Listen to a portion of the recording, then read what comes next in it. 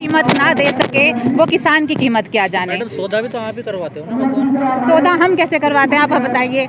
हमारी फसलों के दाम हमें नहीं मिलते, ठीक है। हम लोग सिर्फ ये चाहते हैं कि जो हमारी फसलों के दाम है उसका जो MSP है वो फिक्स हो जाए, और उसके लिए अगर जो सरकार है वो अड़ी रहेगी और अपनी जिद पर, और ऊपर से पूंजीपतियों को आप इतना फ़ायदा दिलवा देंगे तो आप ये बताइए ना किसान कहाँ जाएगा, किससे अपनी गुहार लगाएगा? तो सरकार से ही लगाएगा ना। आज गुहार लगा रहे हैं, अपने हक की लड़ाई लड़ रहे हैं, तो उसमें दिक्कत क्या है? इसमें भी उनको दिक्कत हो जाती है कि भाई हम किसान नहीं है, हम लोग तो नकली किसान है। तो फिर हेमा मालिनी जो असली किसान है उनकी नज़रों में जो फोटो खिंचवाने के लिए वो धान पकड़ के खड़ी हो जाती हैं, ट्रैक्टर चलाती हैं, तो भाई उनको यहाँ बुला दीजिए। मैं आज यहाँ पर आई हुई हूँ, मुझे वो फायदे गिनवा दे। वो जो कह रहे हैं कि हमारी जो इनकम है वो डबल हो जाएगी, वो कैसे हो जाएगी? तो मैं आज हेमा मालिनी जी से पूछना चाहूँगी कि वो असली किसान है तो वो यहाँ का आकर बता दे, और हम जो नकली किसान यहाँ बैठे हुए हैं हम यहाँ से उठकर चले जाएंगे अगर हमारी आमदनी दुगनी होती है तो। लेकिन अगर आप आमदनी दुगनी नहीं कर सकते हैं, सिर्फ खोखले वादे करते हैं, तो यहाँ से किसान नहीं हटेंगे। और जो हमारे किसानों की शहादत हुई है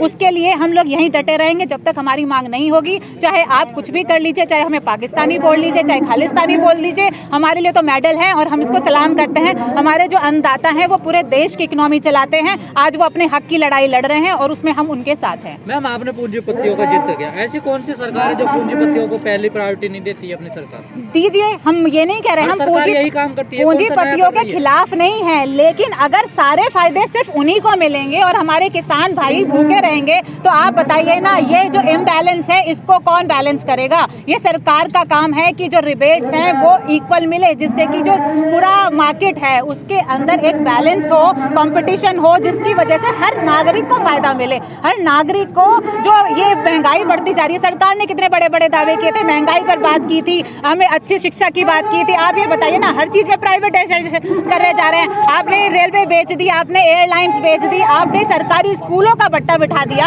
आप ये बताइए ना, प्राइवेट स्कूलों में जा करके जो इतनी मोटी फीस हम दे रहे हैं, अगर वही अच्छे स्कूल हो जाए तो हम लोगों को इतनी मोटी फीस ना देना पड़े। ये जो महंगाई हम लोग दबते जा रहे हैं महंगाई के नीचे, वो आज इसी वजह से है क्योंकि जो हमारी सरकार की नीति है वो खराब होती जा रही है, और वो जो पूंजीपति हैं वो हमारे ऊपर इतना डोमिनेट कर रहे हैं और इतना ज़्यादा उन्होंने मार्केट को कैप्चर कर लिया है कि आज हम लोग उनके अधीन हो गए हैं। और यही आप एग्रीकल्चर के साथ करना चाह रहे हैं। एग्रीकल्चर को आप जो पूंजीपतियों के हाथ में सौंप करके उनके, आप ये बताइए ना, टैक्स फिर आप सरकारी मंडियों में क्यों लगा रहे हैं? आप उनको रिबेट दे रहे हैं, दोनों को लगाइए ना, जिससे कि मार्केट बैलेंस हो। कंपनी का टैक्स भरेगा ना, टर्नओवर भरेगा। तो भाई टैक्स उस किसान भी दे रहे हैं, किसान नहीं देते हैं क्या टैक्स? कौन सा किसान टैक्स नहीं देते हैं? सारा टैक्स दे रहे हैं। ऊपर से आप उनको जो गन्ने का पेमेंट है या फसलों का पेमेंट है वो भी समय पर नहीं देते हैं। तो आप जब समय पर पेमेंट नहीं दोगे तो फिर आप चाहते हो कि उनके लिए आप कोई रिबेट्स भी ना दो। आप WTO की बात करते हो, WTO के अंदर क्या था? उन्होंने MSP खत्म करने की बात कही थी, लेकिन आप जो डेवलप कंट्रीज से हमारा कंपैरिजन कर रहे हो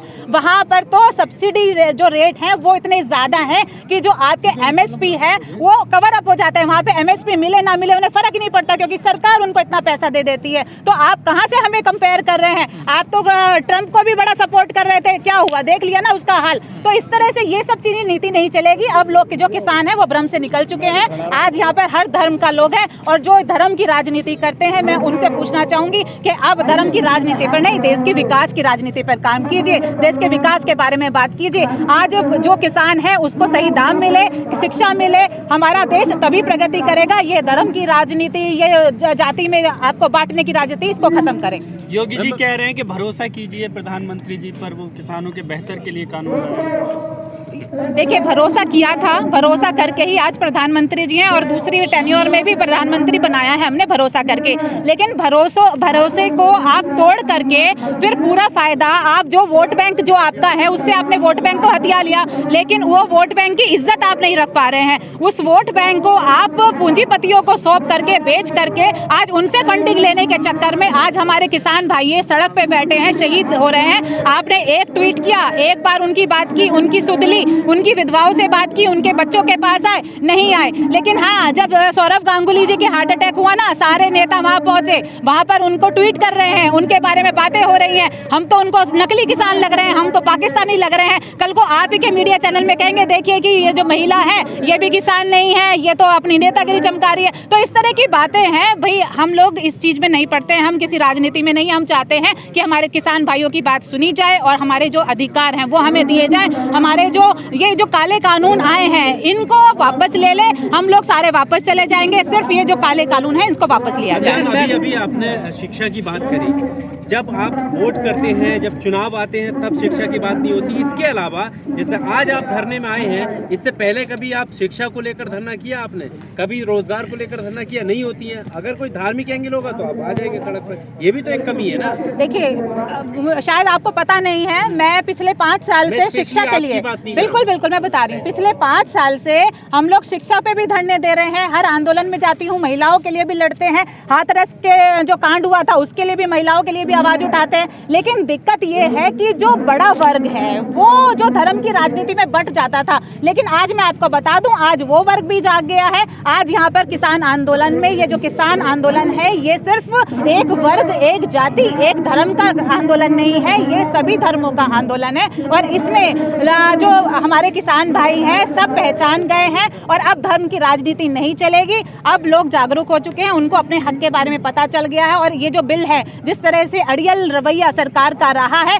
अगर वो इसी तरह से अपने अहम में आकर के अड़ी रही तो उनको आगे सबक भी मिलेगा। लेकिन मैम अभी आपने बैलेंस की बात करी, जो लोग लंबे समय से इस देश में बैलेंस की बात कर रहे हैं उन्हें तो आप लोग नक्सली कहते हैं, वामपंथी कहते हैं, कम्युनिस्ट कहते हैं, हम कहते हैं या सरकार कहती है। आप ये चीज करें, हम नहीं कहते, हम तो आंदोलन में बैठते हैं, हम तो आवाज उठाते हैं, हम तो यूथ के साथ भी जाते हैं, भी कहते हैं। तो वो मीडिया सवाल ही गलत करते हैं, टुकड़े टुकड़े गैंग करने वाले सवाल कीजिए ना, यही तो गलत है। आप लोग सवाल ही गलत पूछते हैं। देखिए हम तो युवाओं के साथ हैं, हमारे ही बच्चे जो है, मैं जवाब दे रही हूँ। मैडम ने बैलेंस की बात करी है ना, हम हमारे ही बच्चे जाकर के यूनिवर्सिटीज में आंदोलन भी करते हैं, जेएनयू में भी बैठे थे, हमारे ही आसपास के जो हैं किसान के बच्चे ही हैं जो हमेशा आंदोलन करते हैं, शहीद होते हैं, बॉर्डर्स पे रहते हैं, तो हम लोग आवाज उठाते हैं। लेकिन ये सत्ता पक्ष है, ये जो सत्ता में बैठे लोग हैं जिनके दिमाग के अंदर जो पावर का नशा चढ़ गया है, जब वो वोट बैंक हथिया लेते हैं फिर उनको लगता है कि जो भी आवाज उठाए, अब आवाज किसके सामने उठाएंगे? सरकार के सामने उठाएंगे ना, विपक्ष के सामने तो उठाएंगे नहीं। जब हम उनसे बातें करते हैं, उनसे मांग करते हैं, वो सिर्फ अपने मन की बात करते हैं। लेकिन जब हम अपने मन की बात कहते हैं तो हमें आतंकवादी बताया जाता है, हमें खालिस्तानी बताया जाता है, हमें पाकिस्तानी बताया जाता है। तो मुझे बताइए ना, आज जो यहाँ पर बॉर्डर पे भाई बैठे हैं, जो किसान लोग बैठे हैं, ये सारे हिंदुस्तानी हैं। और जो समर्थन में जाते हैं ना, जो नहीं अभी जो रिसेंटली जो यूनियन बन रही है, एसोसिएशन बन रही है, जो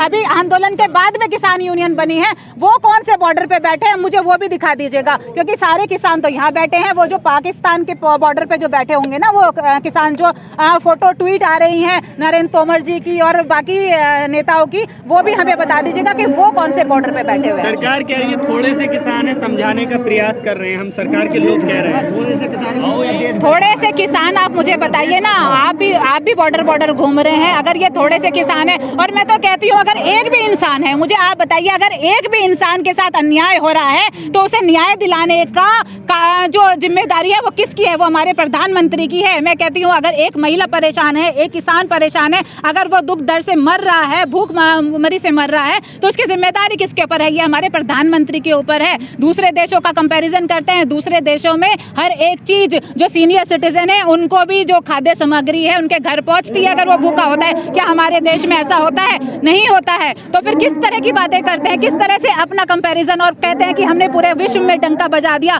अगर विश्व में डंका बजाना है हम भी सैल्यूट करेंगे, लेकिन वो एक भी जो नागरिक है उसका अगर दुख दर्द है आकर के उसकी सुध लें। सेलिब्रिटीज और उनके पोते पोतियों को और जो हार्ट अटैक हो जाते हैं उनकी सुध लेने की बजाय आज हर एक नागरिक जो आम नागरिक है, गरीब नागरिक है, उनकी सुध ले, तब हम मानेंगे कि हमारा प्रधानमंत्री सही में हमारे बारे में सोचता है, सब नागरिकों के बारे में नहीं सोचता।